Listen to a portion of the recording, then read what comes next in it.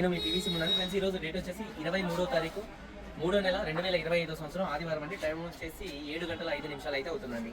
ఈరోజు ఒక చిన్న షార్ట్ వీడియో అండి. మన దగ్గర ఒక 10 రోజుల క్రితం మన వాట్సాప్ గ్రూప్లో కొన్ని కారు ఫొటోస్ డిజైన్ పెడితే ఒక అన్నయ్య ఆ కారు నచ్చి కిరణ్ అన్నయ్య ఆ కారు నచ్చి నాకు 15,000 రూపాయలు అడ్వాన్స్ అయితే పంపడం అయితే జరిగింది.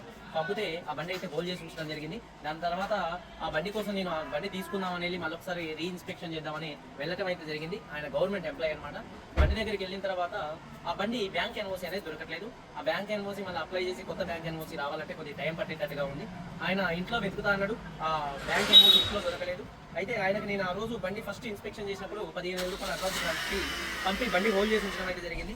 దాని తర్వాత ఈ అన్నయ్యకి చెప్పాను, కిరణ్ అన్నయ్యకి, అన్న అది బ్యాంక్ ఎన్ఓసి దొరకట్లేదు, మరి మీ 15,000 పంపమంటే ఇప్పుడు పంపుతాను, లేకపోతే మీ ఇష్టం ఉన్న వేరే బండి చూడమంటే చూస్తాను అంటే అన్నయ్య ఏమన్నాడంటే, ఉన్న నీ దగ్గర ఉంచుకో 15,000 రూపాయలు, ఇప్పుడు ఏం వద్దులే కానీ వేరే బండి అయితే చూడని అనడం జరిగింది. ఇప్పుడు దాదాపుగా 10 నుంచి 15 రోజులు అవుతుంది ఆయన డబ్బులు నా దగ్గర ఉండబట్టి. నాకు కూడా ఎవరైనా డబ్బులు నా దగ్గర ఉంటే నాకు వచ్చే భయం, ఎవరి డబ్బులు వాళ్ళకి ఇచ్చేస్తాను.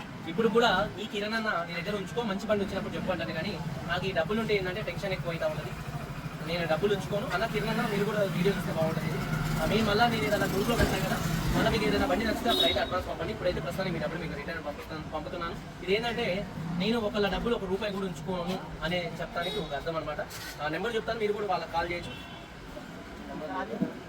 99 ఈ ఫ్లాష్ మీకు ఒక 165 136 ఫ్లాష్ 15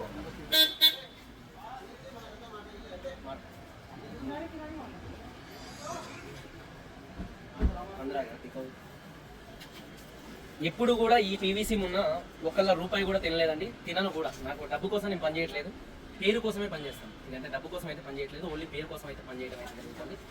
మీ ప్రేమాభిమానాలు ఎప్పుడు నాకు ఇలానే ఉండాలి. మీకు మంచి బళ్ళు ఎప్పుడు కూడా నేను ఇప్పిస్తూనే ఉంటాను. నేను ఇచ్చిన బళ్ళలో మీరు హ్యాపీగా తిరుగుతూ ఉంటాను.